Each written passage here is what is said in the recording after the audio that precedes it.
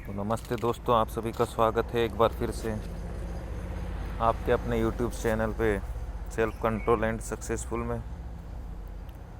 तो आज का जो हमारा टॉपिक है, कल्पना शक्ति क्या होती है और गैम्बलिंग में कल्पना शक्ति का क्या उपयोग हो सकता है, इसे आज हम समझने की कोशिश करेंगे। तो देखिए, कल्पना शक्ति विश्वास से भी ज़्यादा बड़ी होती है। अब इसे उदाहरण से हम समझ सकते हैं।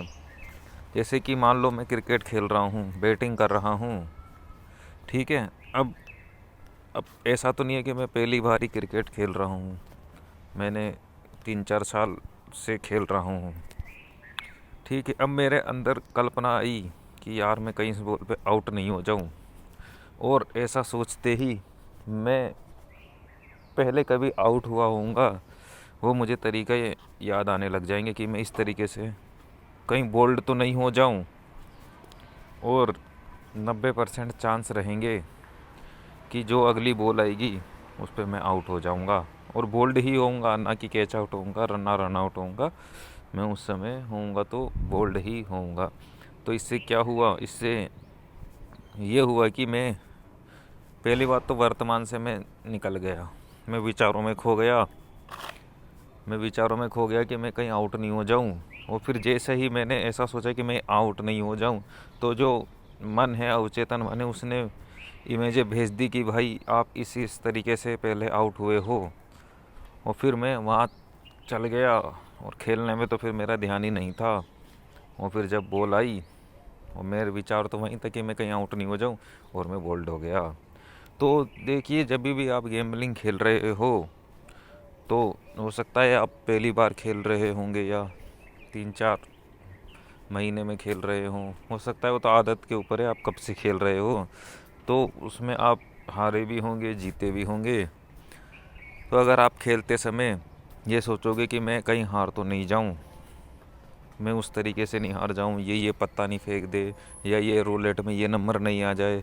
होता है कहीं हम बार सोचते हैं कि कहीं जीरो नहीं आ जाए, और वो उसी टाइम जीरो ही पटक देता है। लेकिन हम जीरो लगाते नहीं हैं, जीरो पे पैसे, और जब लगाते हैं तब जीरो आता नहीं है। तो ऐसा बहुत बार होता है। तो इनसे ज़्यादा हमें परेशान नहीं होना है। आपको दिन के 1-2 गेम ही खेलने हैं, और ऐसा नहीं सोचना है कि ये नहीं आ जाए, वो नहीं आ जाए। आपको यही सोचना है कि जो भी आएगा वो मुझे स्वीकार होगा। अगर आएगा तो मैं जीतूंगा, नहीं आएगा तो मैं हारूंगा, और जो मेरे नियम हैं मैं उन्हीं पे अटल रहूँगा। अगर हारूंगा तो गेम बंद कर दूंगा, और जीतूंगा तो टारगेट पूरा हो जाएगा, और नहीं हो पाएगा तो 1-2 गेम और खेल लूँगा, और जब टारगेट पूरा हो जाएगा तो मैं गेम बंद कर दूंगा। और अगर कल्पना शक्ति में आपको नकारात्मक आती है, तो आपको पॉजिटिव कल्पना शक्ति सोचनी पड़ेगी कि मैं उस टाइम जीता था, ये आ गया था, वो आ गया था, और मैं जीत गया था। तो इस तरीके से भी आप सोच सकते हो, अगर सोचना ही है तो।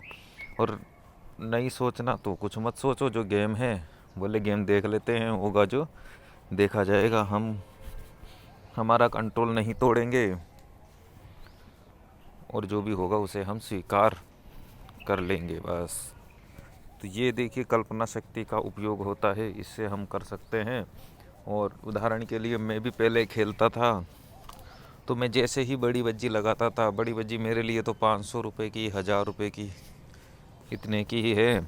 सबसे लास्ट जो बड़ी बज्जी है मेरी, वो 3000 की है। आज तक की 4 या 5 साल का एक्सपीरियंस है मुझे, और मेरी जो लास्ट बज्जी है वो सिर्फ 3000 की है। क्योंकि मैंने इतना बड़ा रिस्क नहीं लिया है गैम्बलिंग के अंदर, क्योंकि विश्वास नहीं है कि वो हमें जिता देंगे इतना बड़ा अमाउंट।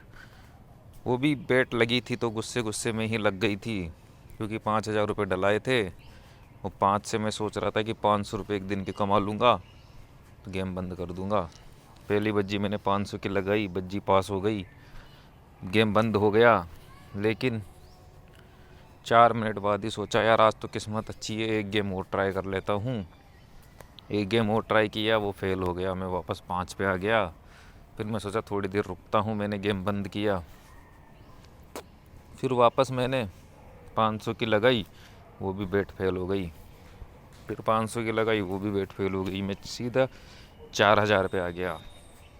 फिर मैंने 1000 की लगाई, वो भी बेट मेरी फेल हो गई। और फिर मेरे पास 3000 थे, तो गुस्से में मैंने पूरी 3000 की बज्जी लगा दी, और वो बज्जी में जीत गया था किस्मत के कारण। और उस दिन मैंने 11,000 किए थे रात रात में। लेकिन कंट्रोल नहीं होने के कारण कितने ही पैसे आ जाएं, वो पैसे वापस से चले जाएंगे। अगर आपके अंदर रोकने की शक्ति नहीं है तो कि आप पैसे कितने ही कमा लो, वो चले जाएंगे वापस से।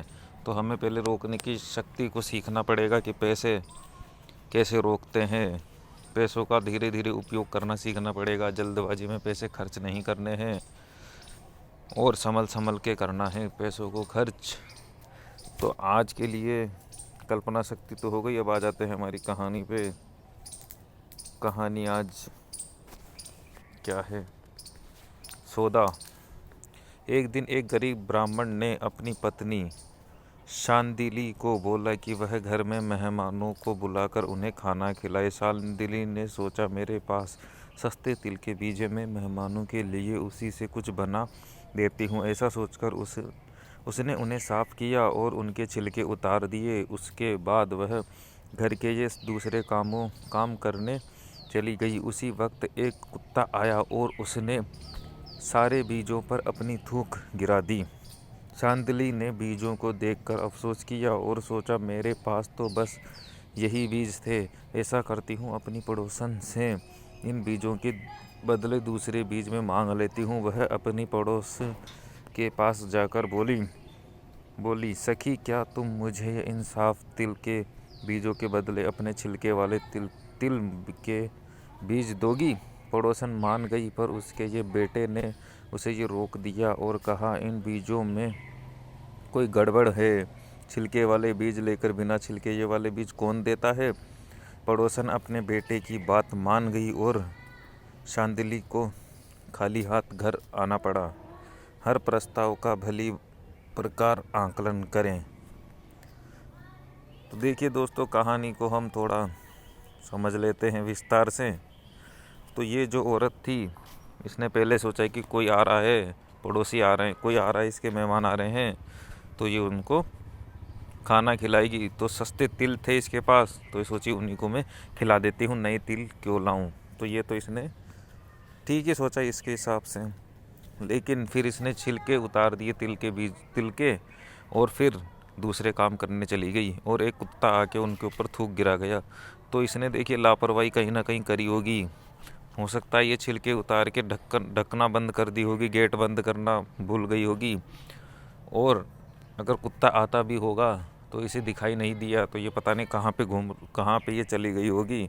तो इसने पहले लापरवाही खुद की है। और फिर जब इसको लापरवाही का फल मिला कि सारे तिल खराब हो गए, तो इसने सोचा कि अब क्यों ना इसको हम पड़ोसन से को दे देती हूँ और नए तिल इसको ले लेती हूँ। तो जब ये पड़ोसन के पास, तो इसमें अब लालच ही आ गया, क्योंकि लापरवाही तो इसने करी थी और इसने भूल को स्वीकार नहीं किया। और इसने सोचा कि अब इस भूल को मैं कैसे दबा सकती हूँ, और तिल लेने ये पहुँच गई। लेकिन जैसे ये पहुँची, तो जो पड़ोसन थी उसने तो मान लिया कि ठीक है चलो। अब उसमें भी थोड़ा आ ही गया लालच कि फालतू में इसको छीलना पड़ेगा, और ये छिले छिलाई हैं। लेकिन इसने ऐसा नहीं सोचा कि ये छिले छिलाए मुझे क्यों दे रही है, जबकि इसको ये तिल छीलने पड़ेंगे ज़रूर। तिल या तो ख़राब होंगे या कुछ ना कुछ गड़बड़ होगी, ऐसा इसने नहीं सोचा। लेकिन इसका जो बेटा है उसने ये चीज़ सोच ली, और बच्चे ने बोला कि ये ठीक नहीं है, इनमें कुछ ना कुछ गड़बड़ है, और मान गई। तो जो ये उसकी माँ थी, थोड़ी समझदार तो इसे हम कहेंगे ही, क्योंकि अधिकतर जो बड़े लोग होते हैं वो छोटे बच्चों की बातें नहीं मानते हैं। वो सोचते हैं पागल है, ये बच्चा पागल है, इसमें बुद्धि कम है, छिले हुए बीज मिल रहे हैं और बिना छिले तिल दे रहे हैं, तो इसमें तो फ़ायदे का ही सौदा है ये। लेकिन बच्चा सही था, उसने सोच लिया कि कोई ना कोई गड़बड़ यहाँ पे होगी।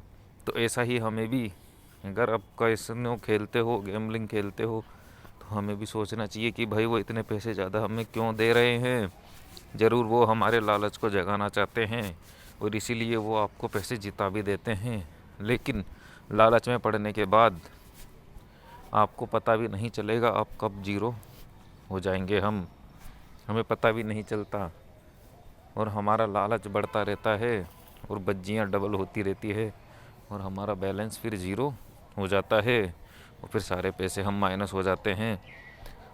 तो इसलिए हमें भली भांति समझकर सब कुछ जानकर ही गेम खेलने चाहिए। आपको अपनी लिमिट पता होनी चाहिए कि आप कितने गेम खेल सकते हो, कितने रुपए के बज्जी लगा सकते हो। अंधाधुन नहीं खेलना है। सबसे पहले तो यही सोचना है कि अगर ये बेट हार गए तो फिर क्या करना है, रुकना है, खेलना है, कितने लिमिट से खेलोगे, कितना क्या करोगे, ये सारी आप प्लानिंग करके चलोगे तो ही थोड़ा इसमें बच सकते हैं। नहीं तो इसमें तो पता ही नहीं चलता है कब जीरो अमाउंट हो जाता है और हालतें बहुत उल्टी उल्टी होने लग जाती है। तो कोई नहीं दोस्तों, अगर कंट्रोल करेंगे तो सब कुछ संभव है। संकल्प बढ़ाएंगे तो सब कुछ संकल्प सही हो जाएगा। जैसा सोचेंगे वैसा हम करके ही रहेंगे। अगर ऐसी उम्मीद है तो हम अपने लक्ष्यों को पाके ही रहेंगे। तो आज के लिए इतना ही दोस्तों, मिलते हैं अगले वीडियो में कल के टॉपिक में। कल हम गेम प्ले भी करेंगे शाम को, क्योंकि आज का भी रेस्ट है, 2 दिन का रेस्ट लिया है। स्टॉप लॉस लग गया था, पहले स्टॉप लॉस लगा, फिर एक दिन सक्सेसफुल हुआ, लेकिन अगले दिन ही स्टॉप लॉस लग गया। तो उस दिन थोड़ी गड़बड़ भी थी, उस दिन ज़्यादा एक्सरसाइज कर ली थी, दिमाग ही काम नहीं कर रहा था थकावट के कारण। तो कोई नहीं, लेकिन हमने हार को स्वीकार किया, हम उनसे लड़े नहीं और हमने गेम बंद करके शांति से बैठ गए। और फिर देखिए दोस्तों, होता ऐसा है, जैसे अगर आप गेम बंद कर दोगे और अगर आपके लक्ष्य स्टार्टिंग में छोटे हैं, क्योंकि स्टार्टिंग में लक्ष्य छोटे ही रखने चाहिए, क्योंकि छोटे रखते रखते आपको कॉन्फिडेंस आएगा और जो जो गलतियां होगी आप उनको सीख सकते हो, उनको आप झेल सकते हो। कम पैसे अगर चले जाएंगे तो उनको हम झेल सकते हैं। लेकिन अगर हम स्टार्टिंग में ही मान लो टारगेट 10% रख रहे हैं, स्टॉप लॉस 20% रख रहे हैं, तो फिर अगर कभी मान लो 3-4 दिन हमारा टारगेट भी पूरा हो गया और एक दिन हमारा स्टॉप लॉस हिट हो गया, तो हम सीधे 20% माइनस आ जाएंगे और फिर उस टाइम पे रुकना बहुत मुश्किल हो जाता है।